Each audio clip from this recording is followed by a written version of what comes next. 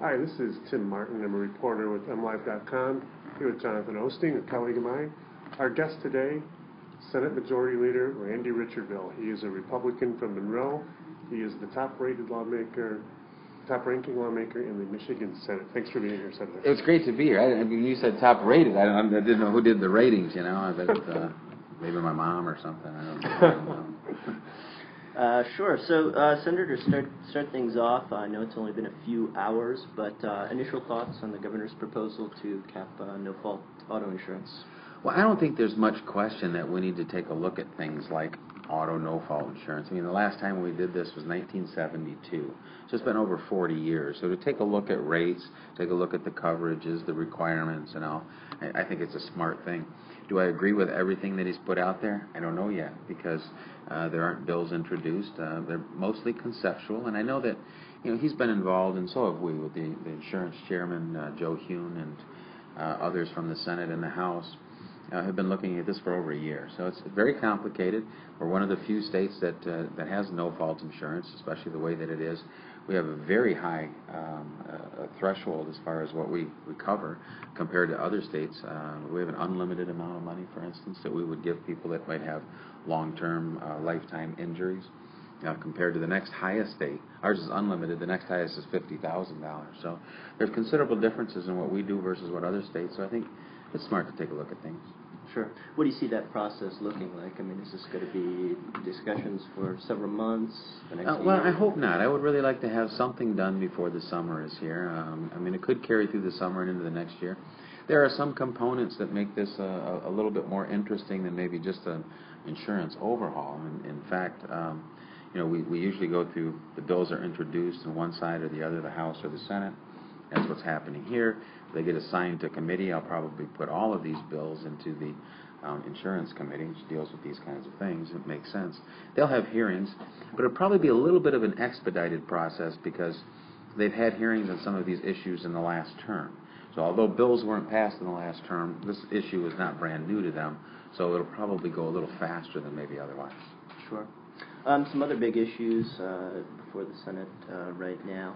Well, the Senate Appropriations Committee is looking at some budget bills that don't include increased funding for roads, for Medicaid expansion. Those are two of the governor's big budget priorities. Are they priorities for you, and do you think the Senate Republican caucus is going to be able to get behind either or both of those efforts? Well, let's take them apart. First of all, there's the budget, and I think you know that over the last couple of years, this will be the third budget that this administration, this governor, and this Speaker of the House and I have worked on together. We've been able to get it done faster than we have in the previous 30 years, and we balanced the budget in each of those years. So I think we've taken financial credibility, financial responsibility to a new level, one that we haven't had in a long time. And I think you probably know that Moody's just recently gave us another upgrade. This is the third major upgrade that we've been given in the last 2.5 years. They said that Michigan's economy is not just a stable environment for creating jobs, but is actually a positive environment compared to other states around the country. I think that's largely because we've been managing the money better, building up the rainy day fund, which is kind of like a savings account that a typical family might have, and we're paying off some of our long-term debts. We're paying off some, we have obligations that today aren't funded for pensions, for health care into the future, retirees, 401ks, etc. And my understanding is that that's somewhere in the neighborhood of $50 billion. The last couple of years, we've put hundreds of millions of dollars toward paying off that debt, which isn't a whole lot different than a typical family starting to pay off some of its credit card debt, the higher interest kind of thing. And Wall Street looked at that and said, yeah, we like that kind of financial responsibility. We're going to upgrade the way that you run your state. So number one is going to be the budget and getting that done in a balanced way by the end of May or sometime in the first couple of weeks of June, I would say. Now, the governor did have a couple of major assumptions that he made during his budget presentation. The first one is that we will take federal money and expand the people that get Medicaid here in Michigan. There are varied estimates as to how many people that might affect, but it seems to be somewhere close to 350,000 new people on a government insurance program of some sort. We're not sure if we want to take that money because there's no promise that this will continue indefinitely into the future. So who pays for these bills once the money runs out? So we've got some real concerns about maintaining that financial responsibility and figuring out how that money is going to be spent and for how long it's going to be spent. We probably would, if we did move ahead with it, have some behavioral parameters. We'll ask for a federal waiver possibly to say these are some things we want to do with this money. We want to educate people. We want to take the roadblocks, the bottlenecks away from our emergency rooms and have people go to where care is equal with the problems they have.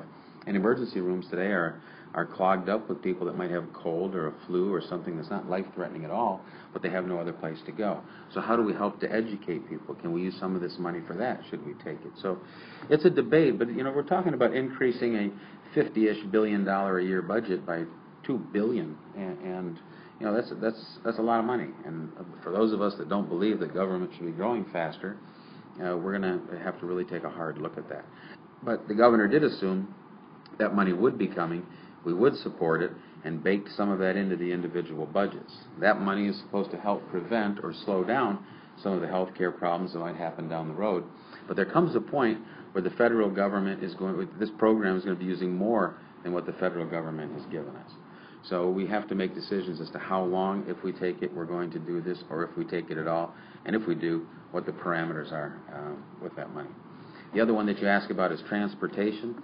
And I don't think it's fair to say are just, and this isn't directed at you, but is it just the Senate Republicans willing to get behind the governor? We actually have started having bipartisan meetings this year. We were expecting the third one to happen, I believe next week it's trying to be scheduled, with the governor, the minority leaders in the House and the Senate, so in other words the Democrat leaders, as well as the Speaker of the House, the Republican leader in the House of Representatives. So the five of us, plus the lieutenant governor, are getting together and say, look, do we agree that transportation, that roads are a #1 problem in Michigan, or one of the top several problems in Michigan? Are there structural problems in the budget that need to be addressed because of the road funding? Money at the pumps. Should money that we attain through taxes when you put gasoline in your car, today that doesn't all go to the roads. That's unlike other states in the Midwest. We take a bulk of that, 6% of the total cost, and we put it into schools or into municipalities, cities, townships, villages, and some into the general fund.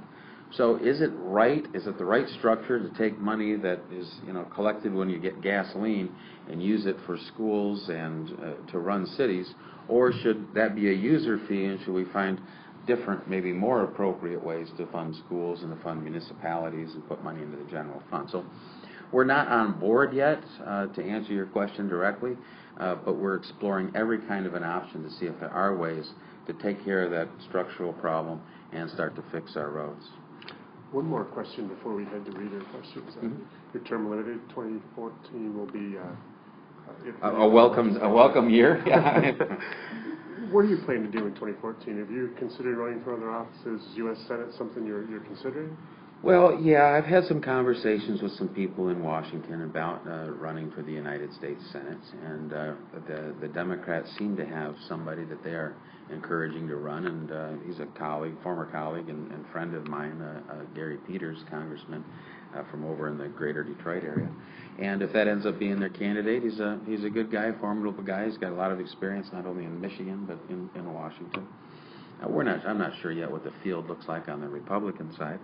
And, there's some people that, I think the conversation has been, Washington seems to be kind of a mess, So why would we elect somebody that's been there for that many years, contributing to, I think, what is kind of a mess? When Michigan's balanced their budget for years, we have a constitutional balanced budget. We're starting to see improvements. Our unemployment rate has gone from 13 down to under 9 for the first time in years. We're starting to see that Michigan seems to be going on the right track. Maybe we want somebody that's been involved in Michigan to go and influence Washington. But, that's like saying that because you ride a bicycle, you can drive a race car. So I don't know if I'm willing to take on that challenge or not at this point. Okay, well, we're going to go to some reader questions. Some of these were submitted in advance, and we're getting more as we talk now. We got a tax question from Polish Prince. He's referring to the changes made in 2011. Do you still consider the GOP the party of low taxes and reduced government spending? In 2011, it seems that more average people, retirees and homeowners, were asked to pay more? Yeah, that's a fair question. I think that for a long time the government was not managed in the way that it should be managed. And I believe there were structural problems that this governor, who has a business background, you know, Fortune 500 kind of background, as do I, the speaker is a small businessman, and we took a look at those things to say, are we structurally sound or not? The question the governor proposed to us was, is it fair for two people, you know, in their 50s maybe, to be living next door to each other? One of them works still a regular 40-hour type work week, makes the same amount of money as his next door neighbor. The next door neighbor has a pension that's fully paid, and it's the exact same amount of money as his next door neighbor. The gentleman who's working uses the services, uses the roads, still gets benefit of the schools, etc., the same way as his next door neighbor.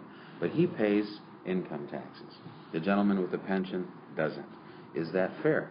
And I think it is a reasonable question, and I don't think it's fair that one does and one doesn't. However, what we argued back with the governor is, you know, if you're 67 years old or older, and we use some federal guidelines to come up with that age, you've been retired for a few years. This isn't an easy job market to go into.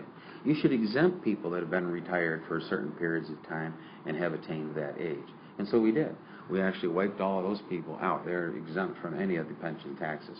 People between the ages, I think, of 62 and 67, we exempted the first $20,000 to $40,000 of their income, 20 if they were single, 40 if they were married. So most pensions of people in that age group were exempted as well. So the only place where we've tried to make it more fair, more equitable, would be in the people that are retired that are in their 50s or very early 60s. And we still thought that for the amount of money that we're talking about in terms of annual taxes, that wasn't an unreasonable burden for these people that are going to be using those services for sometimes 20, 30 years from now. And we thought that that was more of a fair share, that people should pay that way. So I don't think it's so much that we were looking at finding ways to grow government, make it bigger. We inherited a $1.8 billion deficit. Most of what we did to fix that had to do with cutting some of our expenditures and tightening our belts. And then the little bit of it that came in from the pensions, which is about a sixth of it, so the rest of it was mostly through cuts and structural changes, came from raising the taxes on those individuals. But again, I think we softened that blow quite a bit and just tried to make it a fair, long-term structural tax system. Is it a realistic possibility that, say, next month, the Revenue Estimating Conference, there's some extra money, that any of these issues, pension tax, EITC, homestead tax credits, could be revisited? Yeah, it's possible. I mean, we look, it's a dynamic system that we have here in Michigan, and we look at changes to tax structure, we look to revenue changes on a regular basis, about 3 or 4 times a year. Every time, as you mentioned, we have a Revenue Estimating Conference. Michigan, we're constitutionally required to balance our budget. And so instead of waiting till the end of the year and balancing it on the last day of the year, we have 3 meetings throughout the year where we look at the revenues versus the expenses and say, here's where the adjustments should be made. So we won't knee-jerk react. We won't change long-term structural kinds of things. We will consider that to be one-time money. And so we probably won't be doing things like addressing major tax changes for years to come based on the fact that it's just a one-time expenditure. Sure. We've got a number of right-to-work questions, which I'm sure are your favorite. This one's from T-Shirt Yaden, not sure how that's pronounced. How can it be considered fair to exempt police and fire units from the right-to-work law? Isn't that a double standard, which kind of violates the goal of equality under the law? Well, police and fire were treated differently under the law previous to right-to-work, because we have something that came into being a long time ago. It's called Public Act 312. The concern about public safety workers versus other union members is that we do not want to put at risk any of the people that they serve. And so the way the law exists today is Public Act 312. Instead of going on strike, these people are not allowed to strike. They instead go to something called binding arbitration. They sit down and they put in front of an arbitrator arguments, and the municipality puts arguments together, and then they make a decision. That's been that way for a long time. So they were treated differently in the law, under the law, before right to work. We want to make sure that the public is still protected, so we kept them exempted as they already have been. Sure. One more right-to-work follow-up from a reader named Husky. Says he watched the process unfold with amazement and was among the protesters at the Capitol. Why was there no public input to this legislation? I think he's referring to committee hearings. Why did the legislature move at such a blinding speed in this case when Republicans weren't in jeopardy of losing the House or the Senate? Well, the bills had been out for a while. We had the public debate. We have a 5-day rule in place for when the Senate has to send something over to the House. So everything was done within the guidelines of the rules. We wanted to move it along quickly because we thought this is something that has to be implemented. Let's get it over to the House. We did this on a Thursday. There were 5 days between that Thursday and the Tuesday. The House of Representatives passed it, sent it to the governor, and everything was within the guidelines of the chambers.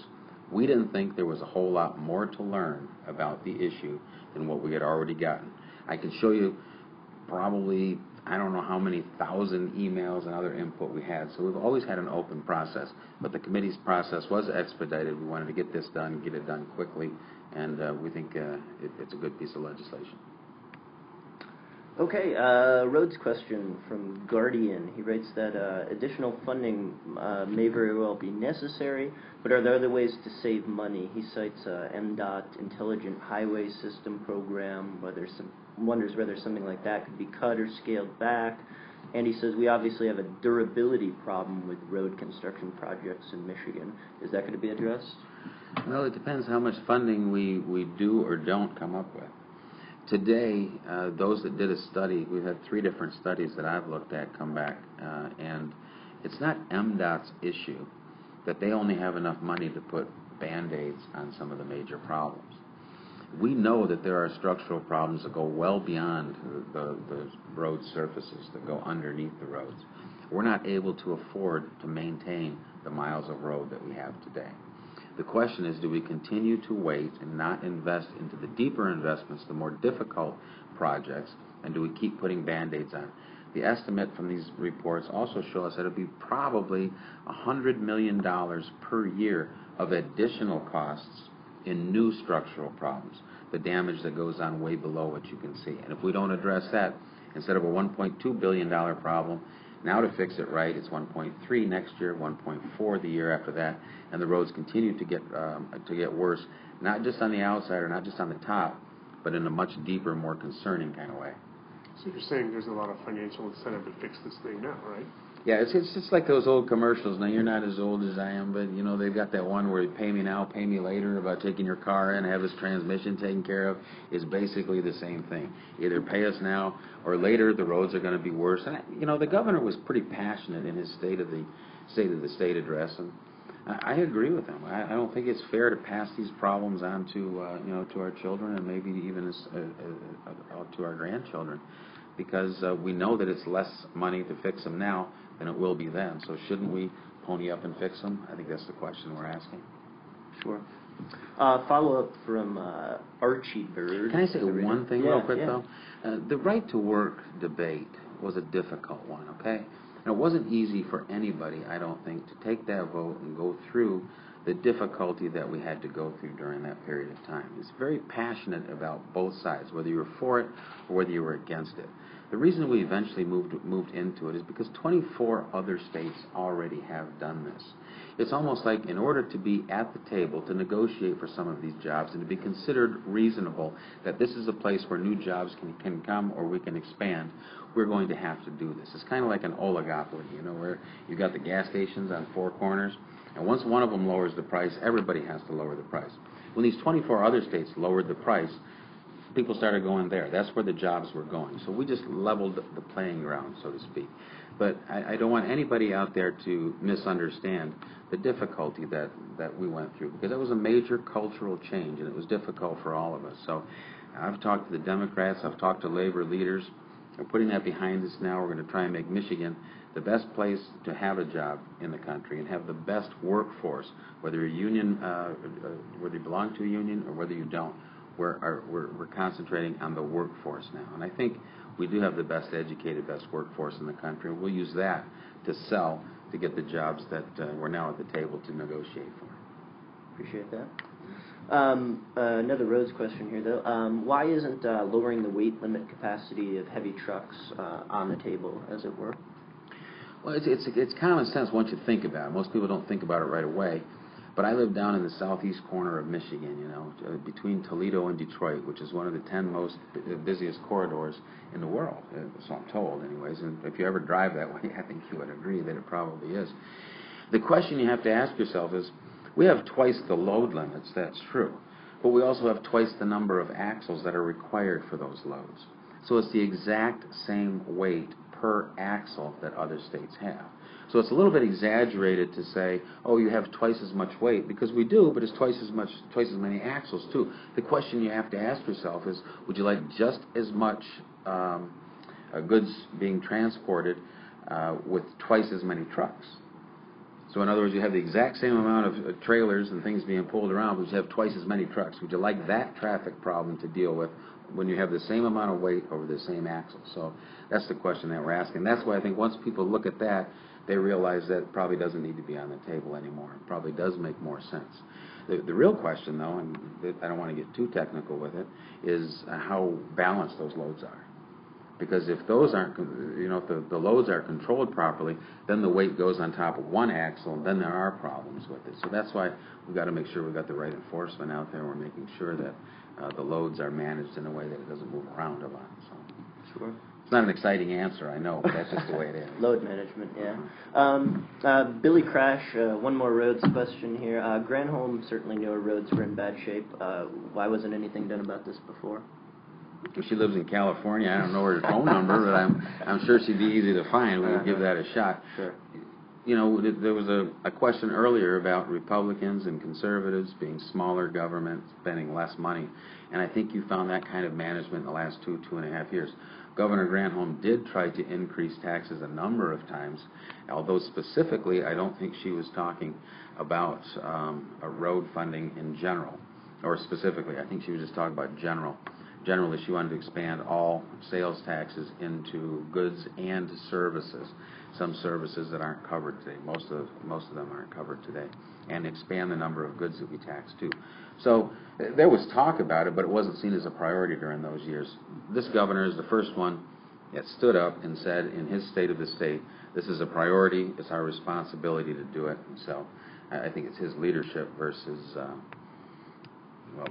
what was here before. Okay, we got a couple more recent reader questions. Let's see.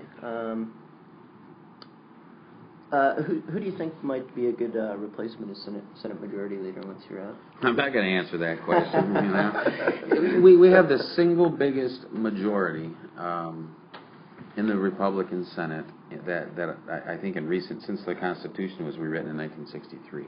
It's 26 Republicans, 11 Democrats today. 22 of those 26 are coming back. I think they gained some real experience in the first 2.5 years or so of their tenure in the Senate, but all of those 22 are in their first term. Some of them have a leadership experience from the House. Some of them had leadership experience from wherever they came from before they were elected. So we have a really good group of people. You know, I say this a lot too. Our government today, especially the legislature, I'm more confident in this group than I have been in any that I've seen in the last 15 years. Because they went back home and, you know, they said, hey, you know, Michigan's got some real problems. And instead of complaining about them or, you know, griping about them, they said, you know what, maybe I'd like to go up there and try and solve those problems. And the heart and the attitude of the people that are up here today is exemplary. It's better than any that I've seen in recent years. So it's not a lack of heart or vision that we have. Term limits has caused there to be a lack of institutional memory. You know, you have people that have only served for a couple years being chairman of major committees. So I say instead of criticizing the legislature, I think it makes more sense for people to encourage them and say, these are the people that had the guts enough to go out and try and make a change. We should be supporting them and helping them because they have less tools than their predecessors did. You know, the chair of agriculture, for instance, might have only have 2 to 8 years legislative experience. In the past, when you came up as a rookie, everybody had been there for a long time and had a lot more experience. When you had a problem with transportation, you could go to somebody that had been there for years and committee members that have been here for years. Now you go to people that have only been there for a few and are still learning their way too. So I think it's unfair sometimes to criticize the legislature for not having the knowledge of all of the issues that they have, because these are people that are dedicated to doing the right thing. So are term limits a problem in your opinion, or the current system anyways? I think that the most restrictive term limits in the United States are the ones in Michigan. 6 years in the House of Representatives, 8 years in the Senate, and then you're banned for life. And just on, make a comparison. You spend 6 years in the House of Representatives, you can never run for it again. You can also spend 6 years in prison, and then you can come run for the House of Representatives. I mean, is that silly? I think it might be worth at least taking another look at. Education funding, it's been cut in some previous years. Do you see any scenario where you might be able to put more money into K-12 this budget year than the 2% that's proposed now, and under a lot of the budget formulas right now, a lot of that 2% would be eaten up by retirement costs? Yeah, there's potential for that, but I want to point out what we've already done, We've restructured some of the benefit packages and some of the pay and some other things where public school employees are now stepping forward and paying more for some of their benefits than what they did in the past. They're to be commended for that. I mean, it's a difficult thing when you're told you're going to have to pay 20% of your health care costs. Now, that's in contrast to the private sector, which is more like 30%. But nonetheless, we've already made some of those kinds of changes, and people that work in the school systems have made sacrifices. Some of the legislation we've already passed actually has increased the spending power of the dollars that they get. So there may not be the exact same amount of money, or it may be just increasing by 2%, but the spending power for schools has increased significantly in the last couple of years. So but that doesn't mean that it's not important to continue to fund education, especially early education.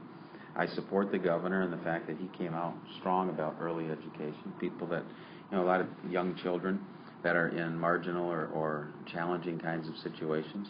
Early intervention helps out a lot more than trying to fix a problem that doesn't get noticed for another 10, 15 years. So I think there's going to be more funding for education. There's going to be some increases through the budget process, but I think you're going to see it more at the lower levels than any place else.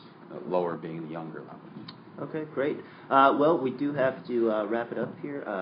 Senator, thank you so much for joining us today. Thank you, Jonathan. It's good to see you. Yeah, absolutely. And thanks to all the readers and viewers who tuned in.